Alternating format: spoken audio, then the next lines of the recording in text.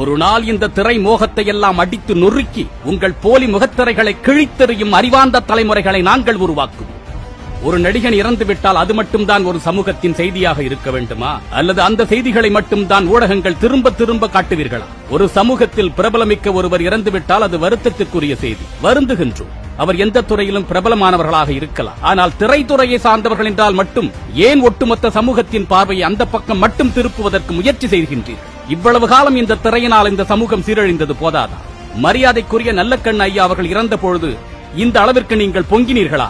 இந்த அளவிற்கு அந்த செய்திகளை எல்லா தளங்களிலும் கொண்டு சேர்த்தீர்களா? இன்னும் சமூகத்திற்காக தனது வாழ்க்கையை அர்ப்பணித்து வாழ்ந்து மறைந்தவர்களை எல்லாம் நீங்கள் செய்தியாக கொடுக்கின்றீர்களா? சில ஆண்டுகளுக்கு முன்பு நெல் ஜெயராமன் ஐயா அவர்கள் இறந்து போனார். அந்த பெயரை எத்தனை பேருக்கு இந்த சமூகத்தில் தெரியும்? அதை கொண்டு சென்று சேர்க்க வேண்டியது யாருடைய கடமை? நெல் ஜெயராமன் ஐயா அவர்கள் மீட்டெடுத்த ஒற்றை நெல்லிற்கு இவர்கள் எல்லாம் ஈடாவார்களா? திரையை மட்டும் திரைத்துறையை மட்டும் வைத்து வைத்து என் சமூகத்தை கட்டமைக்காதீர்கள்.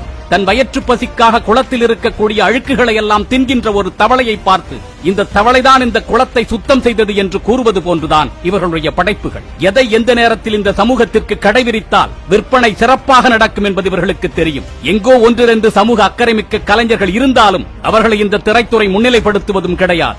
இன்றைக்கு வரைக்கும் ஒரு பெண்ணை ஆட வைத்து அவளை சுற்றி 1000 நபர்கள் அமர்ந்து வேடிக்கை பார்த்து கைதட்டுவது போன்ற ஒரு சிந்தனையை பெரும்பாலான படங்களில் காட்சிப்படுத்துகின்றார்களே, இதுதான் அவர்களின் உண்மையான படைப்பு சிந்தனை.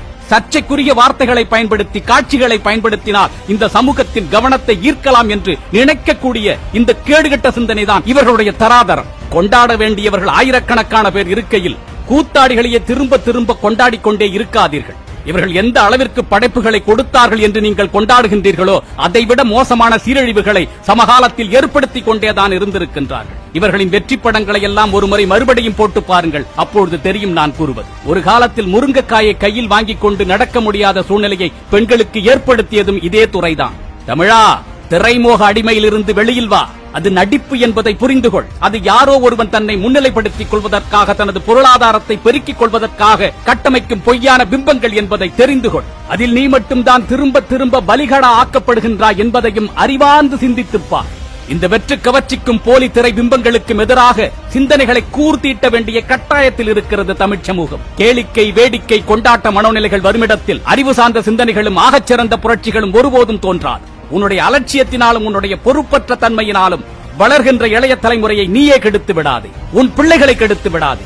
திரை என்பது போலியாக கட்டமைக்கப்படும் ஒரு பிம்பம். அது உன் எதிர்காலத்தை, வளர்ச்சியை, முன்னேற்றத்தை நோக்கமாக கொண்டு உருவாக்கப்படுவது அல்ல.